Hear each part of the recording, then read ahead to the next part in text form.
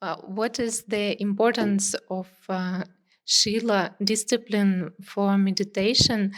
How is it beneficial for meditation to be honest in speech, in body and mind, and also how to maintain balance of being honest and not to harm other people's mood? Thank you. So it looks like there's two questions.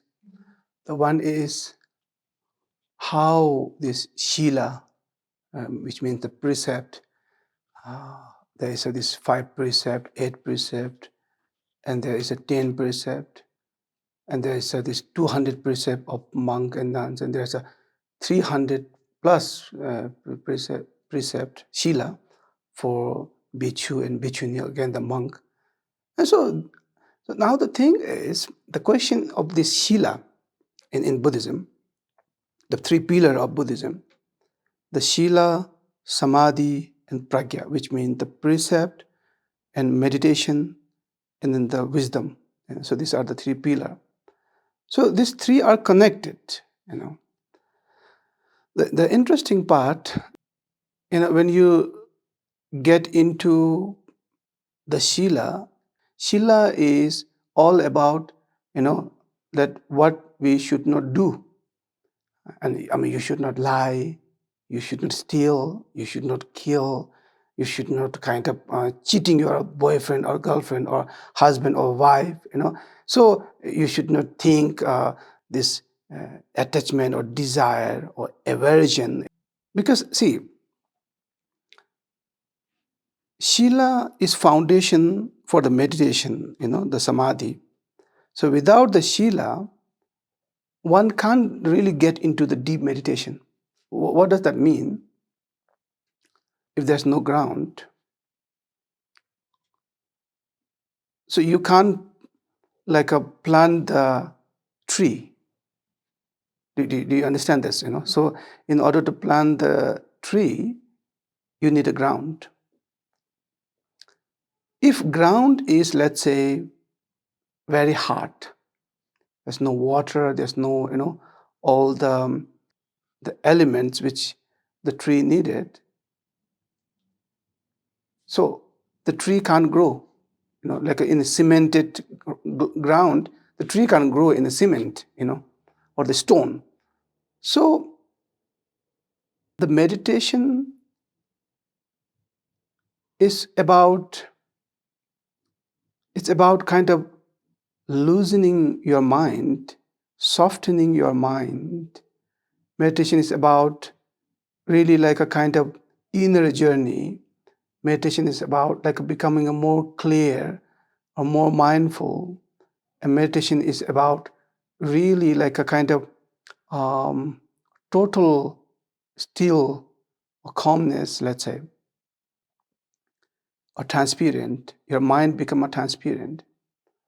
So now imagine, just imagine there is a, let's say, small lake, and that there's so much movement is happening in that lake, and all the dust, it's coming up, and it become a very, let's say, not clear water.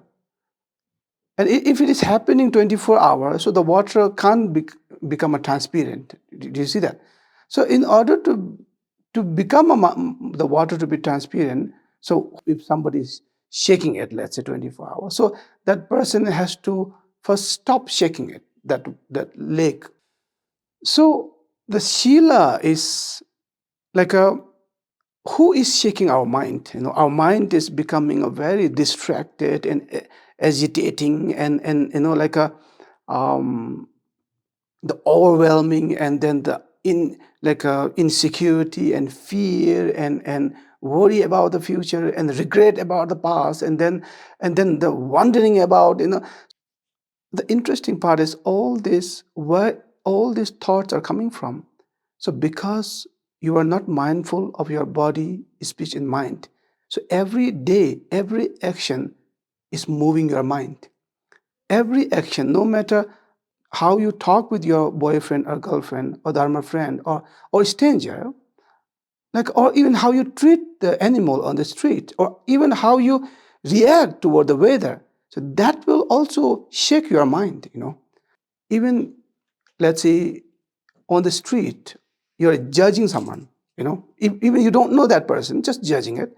So that is also kind of shaking your, let's say, the natural mind. Now, if you receive, or if you took the precept, so that means you are kind of taking a commitment that I will never ever lie in my lifetime. So many people take a precept, no matter the 5 precept, 8 precept, 10 precept, but most of the time they just follow maybe 3 hour, and after taking a precept, or maybe 10 hour, and next day they even forgot that they took a precept. Do you understand? Even the many people that go to empowerment and they're taking so many precepts. Even the Vajrayana, the precepts are even more strict. But most of people, they even don't know, what kind of precept that they took. But the point here is, the simple 5 precept of the lay practitioner is, don't intoxicate, which means smoking, drinking, all these things, which will going to affect your, let's say, the clarity in the mind, and that will going to affect the way you think, way you speak. In the second precept for the lay practitioner, as soon as you take the refuge, so the second precept is not to steal. Not stealing means not like only stealing money, or so it really like means anything, and which don't belongs to you. You should not take it without asking that who possess that, or who belongs to that. Or the third one for the lay practitioner: never ever cheat your partner. And that is the basic, the precept for the lay practice now, which means when you are in relation with someone, so you should not even give a signal to another man or another woman. So the fourth one, not lying, and the fifth one is not killing. So not killing, so means like even include the mosquito. So the interesting about for example, let's talk about the relationship. So, because many people are in relationship with someone, maybe distant, long distance relationship, some are in maybe together. So somehow, let's say, you kind of distracted by particular handsome man, or maybe beautiful woman, and the thought arise. I'm just giving a very simple example. So now, let's say you are somehow breaking the general lay practitioner's 5 precept. You are kind of here, like a kind of beginning to disloyal to your relationship, your boyfriend or girlfriend. Now how it will going to affect your mind, and how it will going to affect the meditation. Now, let's say now there's something going on, and your boyfriend or your girlfriend don't know that, but it's happening in your mind. Either you started, or either the third person maybe like give you that signal. Let's say. So now you are sitting in meditation, and you are thinking about that particular the handsome man, or maybe or the beautiful woman. And now you are feeling again, while you are sitting in meditation, now you are feeling guilty because your boyfriend or girlfriend is also so nice to you. You don't want to cheat that person, your boyfriend. And now you are sitting in meditation, and now you don't know how to take a decision. Should I really leave my ex, that boyfriend or girlfriend, and should I really go for the next one because he is more handsome and more nice to you? So now you are sitting in meditation, and literally 1 hour you are not able to sit in this one pointedness shine, the shamatha meditation, because you are totally wondering and thinking about the consequences, and worry and and guilty and no, yes, no. So there's two people fighting within you. So that's a very like a kind of like how the precept, as soon as you are shaking the precept, that will shake your mind, and you are not able to sit in any meditation. And if there's no meditation, that means there's no clarity or awareness or mindful or the one pointedness in meditation. So you can't go like what we call the observe in meditation. You can't go deep into meditation. So if you are not able to go deep into meditation, so you don't have this tool, let's say, you don't have this like a sharp, let's say, knife of your mind, which is like a one pointedness, which will cut the ignorance. So in order to cut the ignorance, first you have to, your mind to become so sharp, so clarity, so transparent, then you're able to see your nature of mind. You're able to see this like a self, what we call the self watching. In order to self watch, you need to have this clarity. Yeah, some honesty sounds very direct, so raw, and they feel like you're not respecting them, and they feel offended, and it's good to sometimes to have a diplomatic, the diplomatic answer is a wisdom. The wisdom to what kind of people need what kind of answer. Even the answer is honest. How you say it make big difference. How you present this truth. It's more like a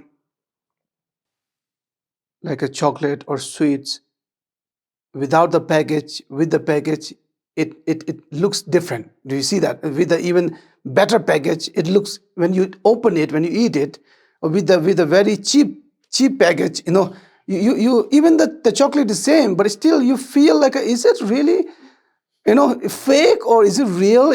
Even the chocolates are the same. So sometimes the way we the presentation of the truth, it depend on, like, some people like the raw truth, direct truth. They like to look, wow, you are the right person, I like to be friend with you. But some people, they don't like the raw truth, the direct truth. So they like to be little bit diplomatic, little bit kind of the coloring it, but not like a coloring in a sense that lying it, but the way the way you use the word, way you use the sentence, way sometimes the culture difference, because some people, some culture, they don't accept that kind of truth the way you are talking to them. So you have to also understand, so how to present according to their culture, the way the truth can be present. So for that, as I told you, you need a wisdom, you need a little knowledge, and of course it is compassion. Sometimes people think, no, it's honesty, I don't want it to diplomate it, I don't want it to. But then it clearly shows you don't have a compassion to the other being. It's not about you, it's not about the truth, it's about the other beings. And people are nowadays very sensitive, they are not very fragile. Do you see that? Like the people are so fragile, they could break any time, because they broke many times. Do you see that? And they just kind of, maybe just last few days they are now settling their life, and now you are talking their raw truth, and they again break down. So that's why you have to really so sensitive about the energy, the way they are looking at you, the way you are talking. So it's also important first listen how they are talking, so you will kind of understand that person little bit when you listen carefully, and then maybe the present the truth, but not fully truth, maybe the half of the truth, maybe the one third of the truth, and see, can he digest, or can she digest or not.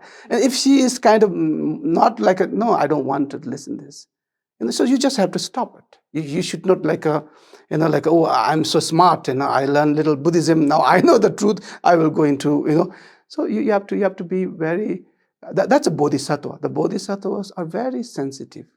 They are not like oh, I'm the hero, but more like they put the other person in the center of the world. Do you understand what I mean? That means not like I am the one who know the truth. See that's the ego. The bodhisattva always think like he or the she is the center of the world. Now, how should I uh, present this truth according to his culture or her understanding, her the capacity to digest, and her the state of mind in this very moment. So then you deliver. So for that, you need a really high level of mindfulness as well as compassion. So can you imagine if you're not lying at all? If you're not cheating at all? If you're not like a talking shit about anybody at all, and your life is fully disciplined, your body is disciplined, your speech is disciplined, which means the mindful, your thought is very disciplined, and you're not breaking the very general 5 precept, you're really following like 100% in this 24-hour and 365 days. The interesting part is you don't even need to sitting meditation. Do you see that? Your life become a meditation. Now, can you even imagine that the monk and nuns, they have a 200 precept and 300 precept. Now, can you imagine if they follow that exactly as Buddha said, they don't need this separate time for meditation. Mind have no choice but to settle down. So that's why without the precept, the meditation, the real meditation, the deep meditation can't arise, let's say. And without the deep meditation, the wisdom can't arise.